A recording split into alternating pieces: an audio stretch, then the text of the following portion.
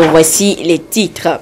Les députés à l'Assemblée nationale ont autorisé ce jeudi le gouvernement à ratifier le protocole de Séoul destiné à éliminer le commerce illicite de tabac et le traité révisé de la loi autorisant la prévoyance sociale. De bonnes nouvelles à l'orée de la nouvelle année. Et puis la commission électorale nationale libérienne l'a annoncé ce soir. George Weah est le nouveau président du Libéria. L'ex-star du football a remporté 61,5% des voix du second tour de la présidentielle. Voilà pour les titres une fois encore. Bonsoir. C'est donc fini le temps du trafic du tabac et de ses produits dérivés au Togo. Et une nouvelle aube s'ouvre pour la couverture sociale pour les pays de la conférence interafricaine de la prévoyance sociale CIPRES. À la dernière séance de la deuxième session ordinaire de l'année, les députés à l'Assemblée nationale ont voté 2 textes de loi. Celle autorisant la ratification du protocole pour éliminer le commerce illicite des produits du tabac, signé à Séoul le 12 novembre 2012, et la loi autorisant la ratification du traité révisé de la conférence interafricaine de la prévoyance sociale CIPRES. Voyons tout cela avec Augustin Kossi. 2 textes de loi consacrés à la protection sociale et à la santé publique votés par la représentation nationale à cette séance plénière. Le premier, relatif à la Convention cadre pour la lutte anti-tabac, porte essentiellement sur l'élimination du commerce des produits du tabac, y compris la contrebande, la fabrication illicite ainsi que la contrefaçon. Un outil juridique mis donc à la disposition du gouvernement pour combattre ce trafic dit de menace à la vie en assurant un contrôle accru de toute la chaîne de l'offre des produits dérivés du tabac. Ceci témoigne de la prise de conscience par tous, d'une part des effets nocifs du tabac, des effets néfastes de son commerce illicite et de la nécessité pour notre pays de consolider son dispositif juridique et opérationnel. En même temps, ça permet à notre pays d'être en phase avec le grand mouvement international mené contre ce fléau. Nous remercions l'Assemblée pour les recommandations relatives à la mise en œuvre de certaines dispositions et le gouvernement y veillera. La seconde loi à laquelle les députés ont marqué leur accord a trait au traité révisé de la conférence interafricaine de la prévoyance sociale CIPRES. Elle introduit des innovations concernant l'organisation, les missions, les moyens d'action et les ressources. Sa ratification, selon le commissaire du gouvernement, s'impose afin de permettre au pays d'améliorer la couverture sociale. Dans notre pays, nous savons le rôle de premier plan que ces organismes jouent, qu'il s'agisse de la caisse de retraite, de la Caisse nationale de sécurité sociale ou de l'Institut national d'assurance maladie. Nous allons, une fois que le traité révisé est entré en vigueur, continuer à apporter la contribution de notre pays afin que les organismes de prévoyance sociale soient mieux gérés et répondent aux aspirations et aux attentes des affiliés et de l'ensemble de la population. Le président de l'Assemblée nationale, Daman Dramani, s'est réjoui du vote de ces 2 lois qui, selon lui, vont permettre d'une part de mettre fin aux problèmes liés au commerce et à la consommation du tabac et d'autre part, soutenir et promouvoir la mise en place d'un système de protection sociale au profit des populations. Cette plénière marque aussi la fin de la deuxième session ordinaire et donc de l'année parlementaire 2017. Avant de présenter sommairement le bilan de la session et de l'année parlementaire qui s'achève, je voudrais saluer la participation des commissaires du gouvernement à nos délibérations durant l'année 2017.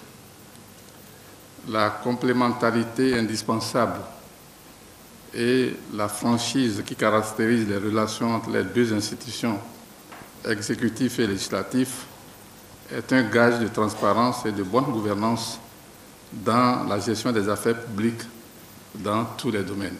Ce bilan, il faut le considérer à l'aune de la crise sociopolitique que nous vivons depuis environ 6 mois, qui a négativement influencé toutes les activités de l'institution parlementaire.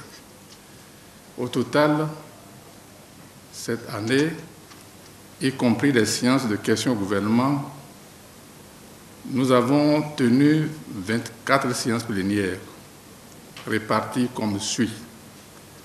11 séances pour le compte de la première session ordinaire, 10 séances pour la deuxième session, 1 et 2 séances respectivement pour le compte de la première et de la deuxième session extraordinaire. 16 textes de loi, dont 9 lois ordinaires et 7 lois de ratification sont votés. En marge de l'adoption des projets de loi, l'Assemblée nationale a eu l'opportunité d'organiser au cours de l'année des séminaires et ateliers avec l'aide de ses partenaires techniques. Avant de lever la séance, le président de l'Assemblée nationale a formulé des vœux de nouvel an à l'ensemble des élus, aux fonctionnaires et aux partenaires de l'institution.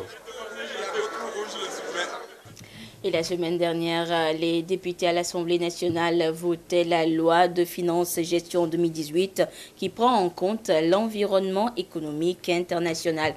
Et les prévisions faites dans cette loi tiennent également compte du programme de facilité élargie du crédit conclu entre le FMI et le Togo.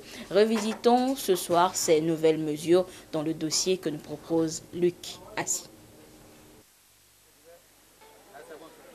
L'environnement économique international, régional, sous-régional et l'évolution récente de l'économie togolaise à fin juin 2017, les incertitudes et les risques qui pèsent sur les économies nationales et les marchés financiers. Dans ce contexte, le gouvernement entend impacter l'activité économique en 2018 par la poursuite de ses efforts pour maintenir une croissance inclusive, soutenue et durable, puis consolider la stabilité du cadre macroéconomique, en particulier l'assainissement des finances publiques et l'amélioration du climat des affaires pour rendre plus attractif le Togo pour les investisseurs.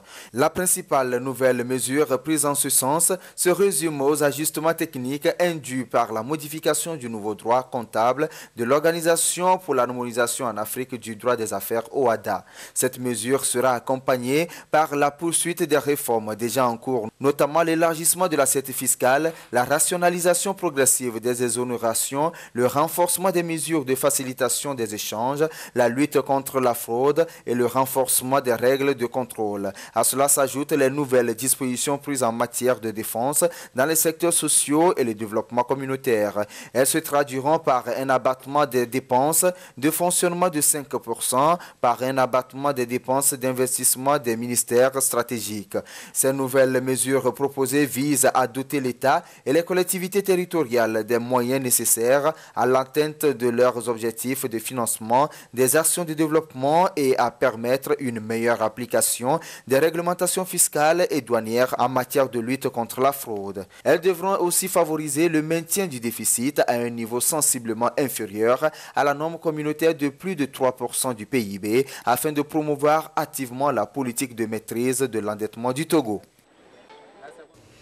Une cinquantaine de chercheurs et de gestionnaires de patrimoine d'Afrique de l'Ouest, de l'Europe et des États-Unis ont fait le déplacement de Bassar. Et c'est pour une rencontre internationale sur la gestion et la mise en valeur des sites paléométallurgiques. Bassar étant reconnu dans notre pays comme zone du travail de fer. Nestor Mozo pour des précisions. L'histoire de l'exploitation du fer au cœur de cette rencontre internationale à Bassar, pays des hauts fourneaux au Togo. La rencontre se tient au titre du projet Gestion et mise en valeur des sites paléométallurgiques d'Afrique de l'Ouest, projet élaboré en 2012 par le Burkina Faso. Cette démarche a suscité un intérêt pour le Togo autour du programme de recherche archéologique conduit en pays Bassar pour créer une synergie sur le sujet entre le Togo et le Burkina Faso et plus largement à l'échelle de l'Afrique de l'Ouest.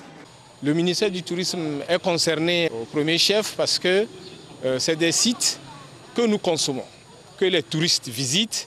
Les spécialistes de la paléométallurgie vont se pencher sur tous les aspects en ce qui concerne donc la conservation et la mise en valeur. Ceci viendra appuyer les études que nos cabinets ont réalisées pour l'aménagement de ce site. Depuis 2014, je dirige un programme de recherche et de formation en archéologie à Bassar.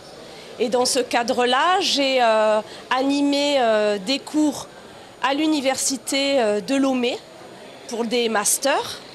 Et nous avons eu la chance d'avoir 3 étudiants en master qui ont soutenu leur master brillamment. 2 sur un sujet attrait à la métallurgie de Bassar et un 3e dans son sujet et beaucoup plus sur les abris sous roche de Dapaon. Les services américains et français de coopération sont partenaires de ce projet. Pour les responsables de ces services, il est question de déclencher pour chaque pays la volonté politique et institutionnelle de faire de ces sites des outils de développement. On a déjà financé cet atelier. Avant de voir plus loin, on va voir ce que donne cet atelier. Le but, l'ambassade est un partenaire. Partenaire, ça signifie que nous ne sommes pas les premiers porteurs. Pour cela, il va falloir qu'il y ait une véritable dynamique politique qui se lance au Togo, notamment les 2 ministères les plus concernés, le ministère du Tourisme et le ministère de la Culture. Et donc la France s'engagera auprès du Togo si déjà cette dynamique est enclenchée. Au vu des résultats obtenus, les chercheurs et les décideurs de l'UNESCO verront si les sites concernés méritent d'être inscrits au patrimoine mondial. Et dans la région centrale, c'était plutôt une rencontre d'échange entre les acteurs locaux de la lutte contre les IST-VIH-Sida et les responsables du Conseil national de lutte contre le sida qui a été organisée. Au centre des discussions, la stigmatisation et la discrimination des personnes vivant avec le VIH-Sida. Sur place, la correspondance de Lamarck Ojona. La question de stigmatisation et de discrimination a fait l'objet d'une rencontre d'échange à Blita pour le compte de la région centrale. Elle a regroupé les acteurs intervenant dans la lutte contre le sida et les personnes ressources. À l'actif du Conseil national de lutte contre le sida, CNLS, et de ses partenaires, cette rencontre a permis d'échanger sur les droits humains et la loi portant sur la protection des personnes vivant avec le VIH-Sida. Nous sommes ici pour dire aux personnes ressources qui ont pris part à cette réunion qu'il y a une loi, la loi du 31 décembre 2010, qui a énuméré un certain nombre de comportements discriminatoires et qui les a réprimés. Ceci étant, lorsque vous stigmatisez volontairement une personne vivant avec le VIH-Sida, vous tombez sous le coup de cette loi. Malgré les efforts fournis par le gouvernement togolais pour éradiquer cette pandémie, beaucoup reste à faire. Conscient de cela, le CNLS et ses partenaires veulent mettre l'accent sur le dispositif de l'Observatoire des droits humains dans la riposte de la maladie.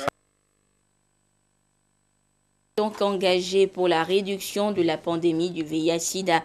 Et ce matin, une rencontre de sensibilisation au niveau régional est organisée par le CNLS. L'objectif est de renforcer les capacités des acteurs nationaux de lutte contre la pandémie et de sensibiliser la population sur la discrimination dont sont victimes les personnes vivant avec le virus.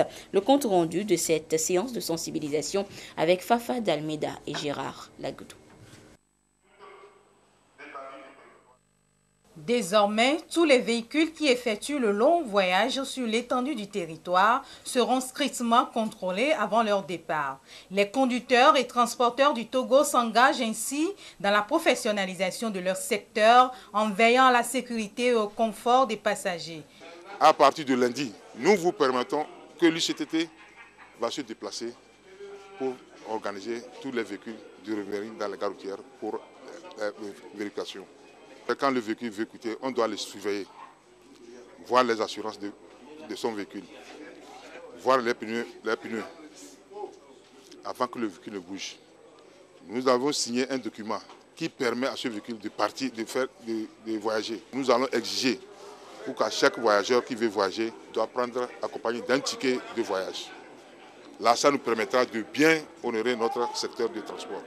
Les récents constats menés par le ministère en charge de la sécurité montrent que des milliers d'accidents de route sont occasionnés par la défaillance humaine et l'Union des conducteurs et transporteurs togolais veut relever le défi en commençant par l'assainissement du secteur. Les premiers responsables de l'UCTT se sont réjouis de nouvelles infrastructures routières mises en place par le gouvernement et promettent de sensibiliser leurs pairs au respect des règles régissant le métier pour faire de ce secteur un levier de développement économique.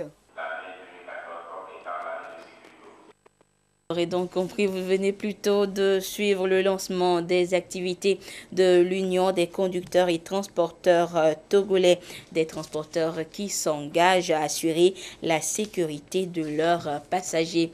Et je vous disais que le Togo s'est engagé pour la réduction de la pandémie du VIH-Sida et ce matin, une rencontre de sensibilisation au niveau régional a été organisée par le CNLS-IST.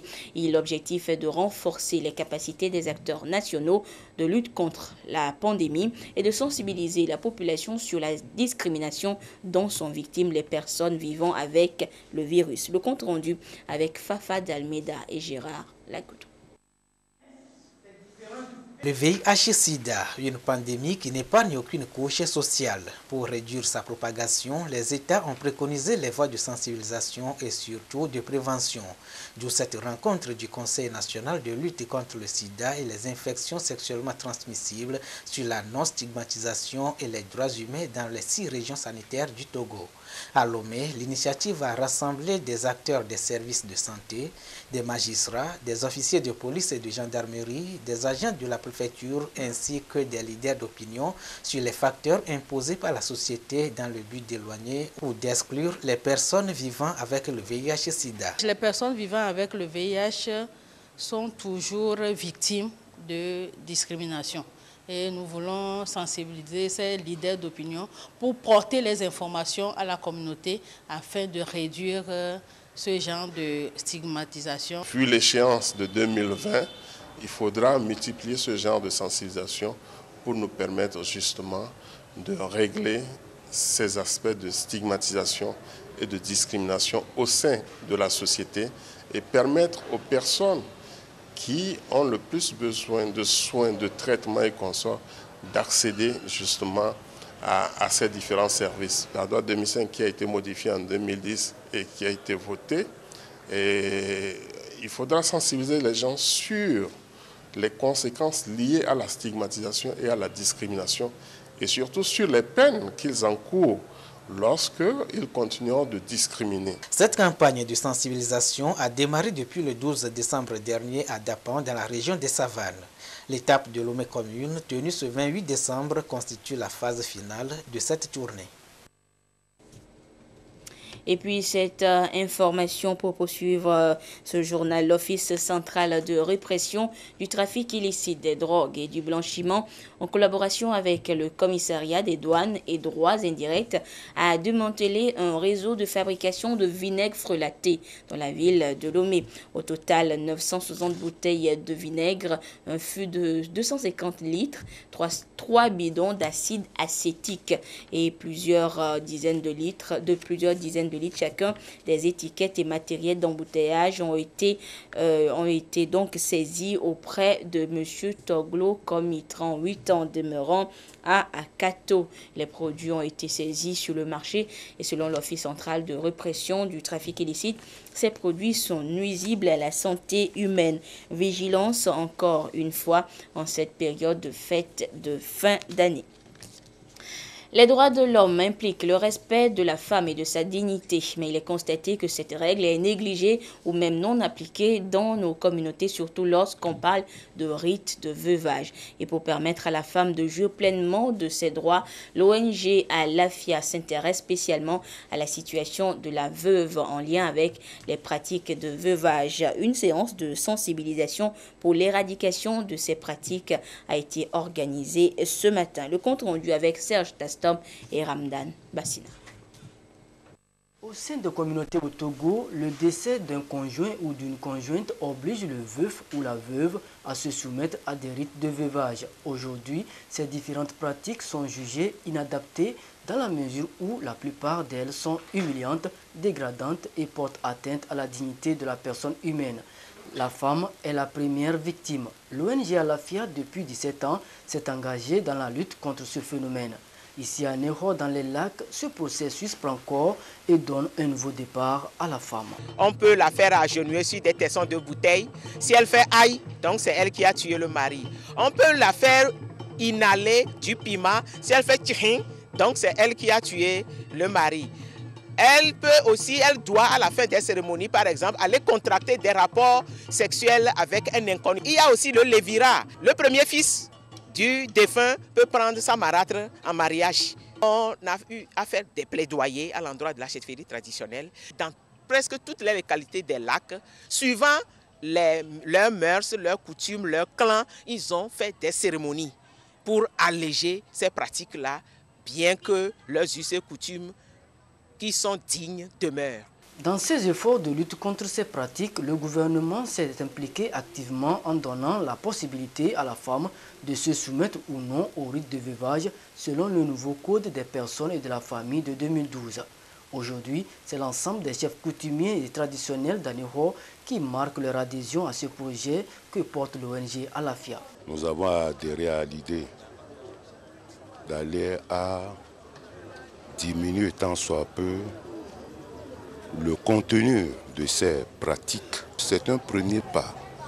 Le deuxième pas que nous allons poser ira dans le sens de voir de quelle manière protéger la veuve et l'orphelin. Nous allons engager un nouveau plan pour que la veuve, une fois son mari parti, ne se retrouve pas dans la rue, démunie et dénouée de tout bien pour la conduite des enfants, pour élever les enfants. Depuis son implication dans l'éradication des pratiques coutumières de veuvage au Togo, l'ONG Alafia a pu toucher plus de 100 villages sur toute l'étendue du territoire national avec le soutien de l'ambassade des États-Unis d'Amérique au Togo. Sur cette bâche, chacun marque par une signature son adhésion et sa volonté à mettre fin aux pratiques néfastes de veuvage sur la femme. Les fidèles catholiques des plateaux Est pour le compte du diocèse d'Atakpamé étaient en pèlerinage à Ayomé pour la 45e fois consécutive. Ils ont témoigné leur foi en Dieu en se rendant dans ce lieu. Ce pèlerinage a été marqué par des moments de recueillement pour rendre grâce au Seigneur. Un rendez-vous annuel marqué également par une messe d'action de grâce présidée par Monseigneur Nicodème Bariga, évêque d'Atakpamé. Le compte rendu avec Silver Abdou. Ils ont massivement fait le déplacement d'Ayomé pour le pèlerinage diocésain, les fidèles catholiques des plateaux Est. Ces pèlerins se sont donc retrouvés sur le site baptisé la grotte de la Vierge Marie pour prier et rendre grâce à Dieu.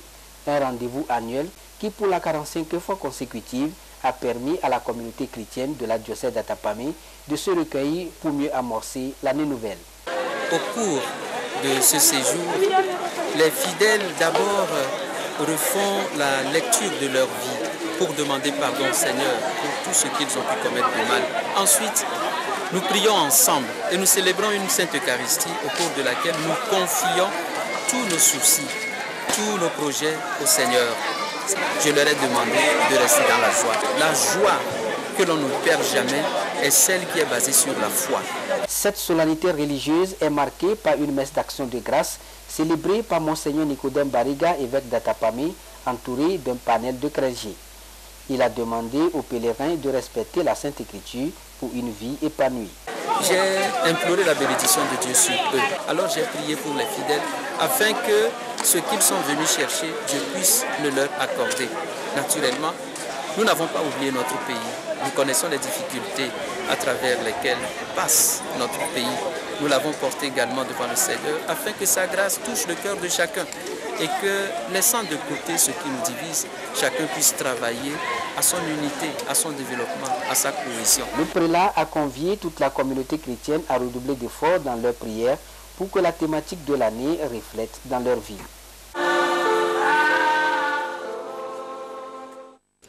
Le Centre régional d'enseignement technique et de la formation professionnelle de Kara a du matériel performant dans plusieurs domaines. Le CRETFP met ce matériel à la disposition des artisans, mais beaucoup ne le savent pas. Alors une journée porte ouverte a été organisée pour faire découvrir ces matériels-là aux populations de cette localité. Le compte rendu depuis Kara avec la correspondance de Nestor Mozo. Journée porte ouverte au Centre régional de l'enseignement technique et de la formation professionnelle CRETFP Kara. Objectif, faire découvrir au public les opportunités qu'offre le centre en ce qui concerne le matériel disponible. C'est l'ACFA, Association Centre de formation des artisans, qui est chargée de gérer cet équipement. Cette journée porte ouverte a été initiée justement par l'ACFA. L'accent est mis sur deux filières, la métallerie soudure et la mécanique auto. Au niveau de la métallerie soudure, nous avons des machines comme la guillotine, l'oxycoupage, la cintreuse de tôle et la plieuse universelle. Et ces machines qui ne se trouvaient pas dans la région amenaient les artisans à aller à Lomé ou au Ghana pour demander ces prestations. Mais maintenant, nous avons donc ces machines à portée de main. Au niveau de la mécanique auto, nous avons une machine qui démonte les pneus automatiquement. Et nous avons aussi le scanner pour les voitures de dernière génération. Bien qu'installés au CRETFP, les artisans peuvent aussi se servir de ces équipements. Cette journée a été initiée parce que nous avons constaté que ça fait déjà 1 an que les machines sont là, qui ne sont pas utilisées. Alors nous avons voulu que la population, les artisans de la ville puissent connaître l'engouement qu'il faut pour pouvoir venir faire les prestations. C'est-à-dire qu'ils ont la possibilité eux-mêmes de faire le travail. Ce n'est pas le CRETFP qui va faire le travail pour eux. Donc il faut nécessairement qu'ils sachent que c'est un bien qui les appartient aussi. Le matériel a été acquis au titre du projet de modernisation de la formation professionnelle en partenariat avec le secteur privé. Projet financé par l'AFD, Agence française de développement, avec 4,94 milliards de francs CFA. Et l'Institut IRIS à Lomé a organisé une soirée d'intégration, une occasion pour permettre aux étudiants de cet établissement de se découvrir et mieux se connaître. Le compte rendu de cette soirée avec Raimondo Sergine et Luc Assis. Une soirée de gala professionnelle et l'intégration d'un travail bien fait pour sceller les relations inter-étudiants et enseignants d'une part et entre l'administration de l'Institut des hautes études des relations internationales et stratégiques IRIS et le corps enseignant d'autre part. Les convives à cette nuit d'intégration partagent leurs expériences dans les domaines culturels et universitaires. Cette soirée est une très belle soirée. Ça s'est déroulé très bien. C'est une belle apothéose pour la journée que nous avons eue aujourd'hui. Notre premier engagement que nous pouvons prendre en tant qu'étudiants, c'est de véritablement nous investir dans nos études. Pourquoi? Parce que nous sommes la relève de demain. Pour cette 5e édition, IRIS a choisi de célébrer l'intégration africaine pour promouvoir l'engagement citoyen des étudiants de chaque pays. Le but visé, c'est de créer une famille à IRIS. Des soirées comme celle-ci permettent aux étudiants de se familiariser, de se fraterniser. Aujourd'hui, ce qui manque le moins pour nos jeunes, c'est la citoyenneté. L'engagement citoyen, ça veut dire que nous voulons leur faire comprendre que dès qu'ils sont nés dans un pays, ils ont la responsabilité de faire avancer ce pays. Ils ont la responsabilité de travailler en tant qu'étudiants, de travailler pour que ce pays prospère, pour que ce pays se développe. Donc c'est une responsabilité, mais un engagement aussi. Mais nous avons ajouté citoyen parce que cet engagement doit être exercé dans un pays. Cette nuit a été précédée de 2 activités. Une opération de salubrité dénommée Carrefour Bleu Propre à Agoué, suivie de causeries débats entre administration professionnelle et étudiants. Depuis 2010, date de sa création, IRIS forme les étudiants en licence professionnelle et master professionnel, notamment en droit, économie et gestion sciences politiques. Et puis c'est l'information du jour. L'ex-star du football et sénateur George Weah a remporté 61,5% des voix lors du second tour de l'élection présidentielle au Libéria. Il devance ainsi son adversaire Joseph Boakai qui lui a recueilli 38,5% des voix. Le compte rendu, voyons tout cela avec Sonia Aminikbou. La Commission électorale nationale du Libéria a rendu son verdict ce jeudi.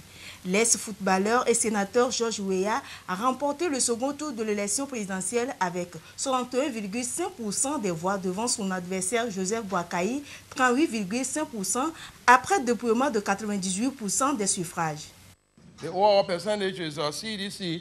Les pourcentages généraux vont à la coalition pour le changement démocratique de George Weah. Merci, Monsieur le Président. 61,65% pour la CDC et 38,5% pour le Parti Unité. Nous allons rapporter les résultats finaux, j'espère, demain. Monsieur le commissaire. George Weah était déjà arrivé en tête du premier tour des élections générales le 10 octobre dernier. Il succédera à Hélène Johnson-Sirleaf le mois prochain. Il deviendra au passage l'un des très rares sportifs de haut niveau à accéder à la fonction de chef d'État ou de gouvernement. Et nous sommes de retour sur ce plateau pour la dernière page des sports de cette année 2017 avec notre fidèle ami des jeudis, Claude Ama. Claude, bonsoir. Bonsoir Anita. Et Claude, notre capitale attend un événement, le lancement officiel de la marque Sergio.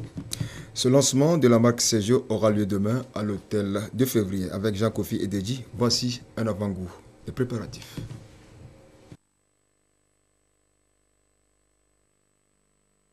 L'équipementier Sergio crée l'événement en cette fin d'année 2017. Le lancement officiel de la marque Sergio. Celui-là qui est habillé et qui continue d'habiller les sportifs tant sur le plan national qu'international et qui est accrédité depuis un an, fait sa sortie officielle. Ça fait un an que la marque elle est sortie, mais le lancement officiel n'est pas fait. Maintenant, on a choisi la fin de l'année, période de fête, pour faire le lancement et prouver et montrer au public togolais et africain qu'on a commencé quelque chose et qu'ils peuvent avoir tout ici sur place et non pas forcément bouger pour aller à l'étranger. La cérémonie sera agrémentée de défilés de mode avec les différentes tenues Sergio et aussi des prestations d'artistes. Il y aura un peu de tout, des maillots de bain, toutes les collections, même en sport femmes, en handball et tout ça. Et après, il y aura aussi football, tennis, basketball. Et il y aura les sacs de voyage, les sacs à dos, les casquettes, tout ce dont on a besoin pour faire du sport, pour voyager. Même les trolleys, valises de voyage, tout est prévu. Et on va présenter tous ces produits-là au public togolais demain. Pas mal d'artistes qui sont invités, en l'occurrence Dieudonné Villa, Senza, Mirlenda et pour le club de la soirée, le groupe, le grand et le mythique groupe Toufan. La soirée de lancement de la marque Sergio, c'est ce vendredi à partir de 20 h dans la salle Fazao de l'hôtel de février à Lomé. Claude, une autre information toujours sur cet événement. Oui, Anita, précisons que cette cérémonie sera retransmise en direct sur notre chaîne nationale, la TVT bien sûr. Donc à suivre demain, vendredi. Claude, 2017 égrène peu à peu ses derniers chapelets et au niveau de l'ASECNA, on honore les agents admis à la retraite. Les agents les plus méritants ont été honorés à travers un match amical entre deux formations du personnel de l'ASECNA hier sur le terrain de la cité de l'aéroport. Modeste Nyakofre Kouma. L'ASECNA est en fait et joue au football pour rendre hommage à 19 de ses agents qui seront admis à la retraite le 1er janvier 2018. Et nous avons voulu organiser cette manifestation, n'est-ce pas, pour les accompagner et leur dire combien de fois nous sommes fiers de leur parcours professionnel. Voilà ce qui sous-tend notre action et juste aussi pour nous tenir en jambes. Les aiguilleurs du ciel se sont constitués en deux équipes. Les blancs et les bleus se sont neutralisés durant la première période de 20 minutes. 4 minutes après la pause, les blancs surprennent les bleus sur un exploit personnel de Gbagbo. Quelques minutes plus tard, Bago porte le marquoir à 2-0, synonyme de son doublé. En toute fin de match, les Bleus sauvent l'honneur. Malgré cette réduction, les Blancs remportent le match 2-1. Nous n'oublierons jamais cet acte parce que c'est la première fois dans l'histoire de la SECNA que les retraités ont ce grand honneur-là. Donc nous sommes vraiment contents.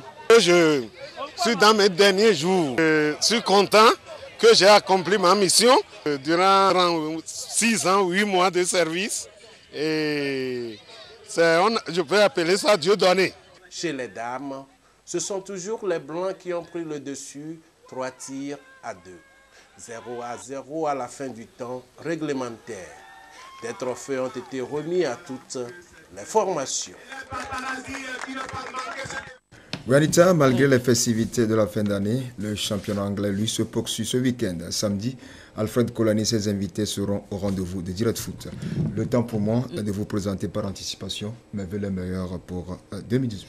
Merci beaucoup Claude, nos vœux les meilleurs également et puis on se retrouve l'année prochaine. Pourquoi pas. Merci beaucoup. Et direction maintenant le stade de Dapaon qui était noir de monde pour un grand concert sur la citoyenneté. Un grand rendez-vous de divertissement organisé conjointement par le ministère en charge de la jeunesse et celui de la formation civique pour sensibiliser davantage les jeunes sur les valeurs citoyennes. Le compte rendu de ce concert avec Désiré à l'œil.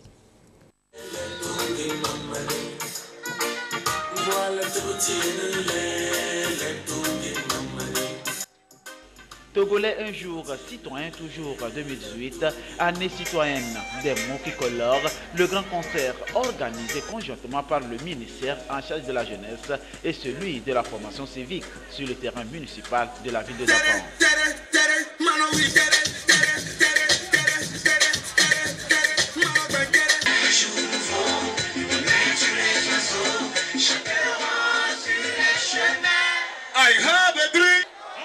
Un concert pour amener les jeunes à adhérer au principe de la clôture de la paix, fondement de toute action de développement.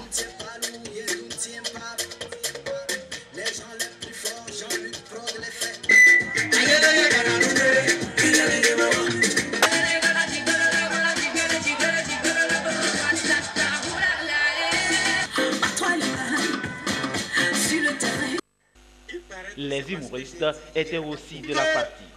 Être chauve, c'est signe de richesse. Vous savez combien de chauves pauvres j'ai déjà vu?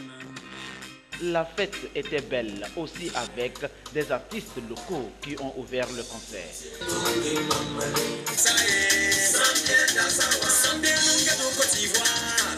Nous nous estimons en tant que Togolais d'avoir cette grâce et une chance d'être nés sur le territoire togolais. Et nous le sommes pour toujours, dignes de l'être et fiers d'être Togolais. Au sorti de ce spectacle, je me trouve être comblé. Serrons-nous les mains pour que l'avenir soit meilleur. La soirée était très agréable. Vu le message qui a été lancé, les jeunes vraiment sont conscients aujourd'hui que sans la citoyenneté, on ne peut rien. Une soirée comme un canal pour contribuer à promouvoir l'épanouissement des jeunes. Le concert que nous organisons aujourd'hui, c'est juste une occasion qui nous permet de rassembler un nombre important de jeunes. Nous voulons une jeunesse épanouie, aussi bien dans tout le Togo qu'à Dapaon.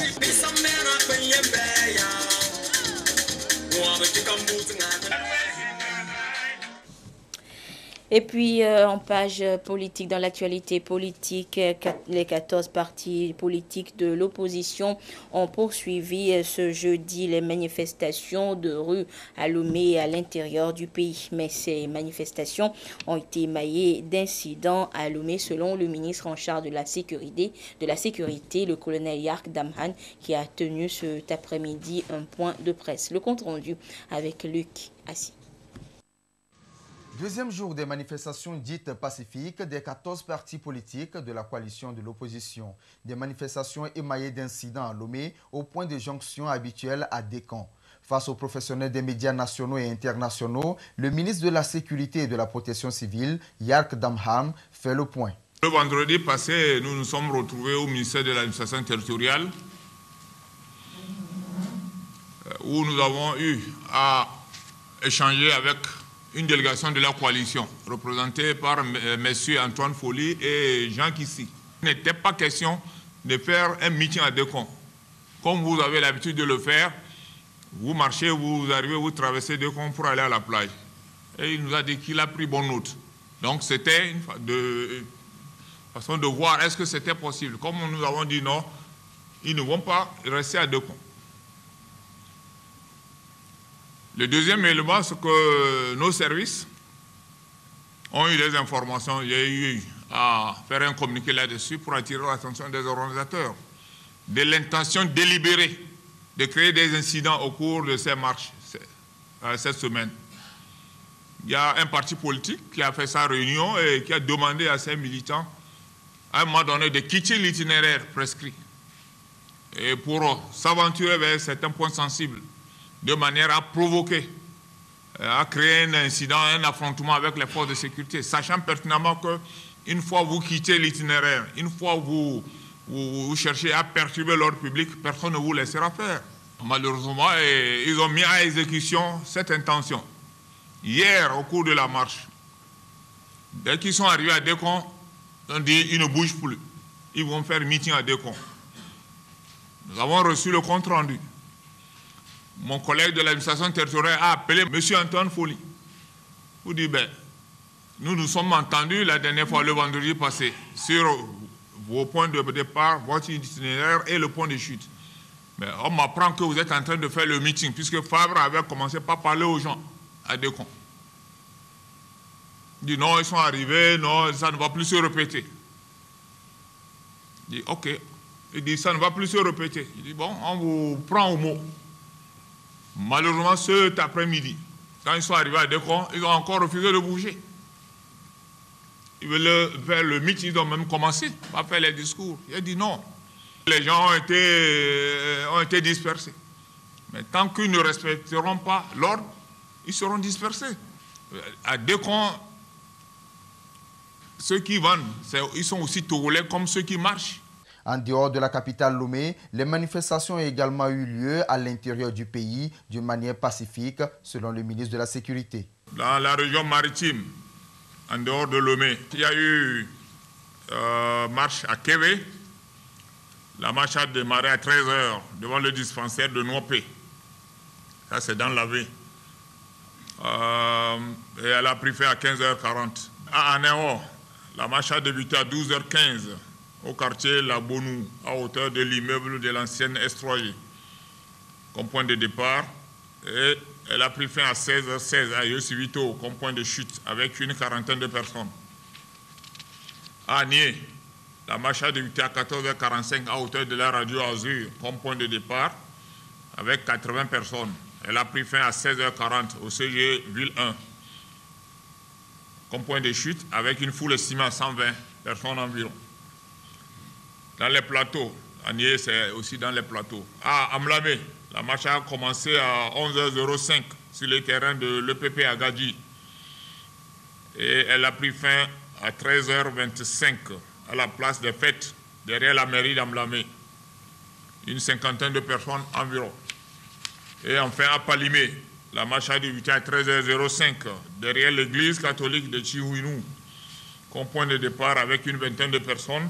Elle a pris fin à 16h10 au carrefour Pegolonou avec une centaine de personnes.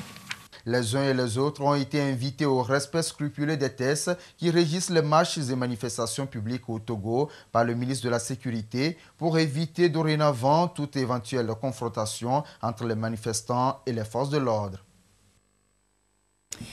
Et ainsi se referme cette édition quelque peu longue, actualité oblige. Merci de votre fidélité à la télévision togolaise. Mais notez que vous suivrez tout à l'heure en direct du Palais des Congrès de Lomé le grand concert organisé par la télévision togolaise, le concert dénommé Payeye, une façon pour la télévision togolaise de vous souhaiter une bonne année 2018, un concert gratuit donc que vous suivrez en direct sur la télévision togolaise et nous y serons tous. Voilà, fin de cette édition. Merci de votre fidélité. Au revoir.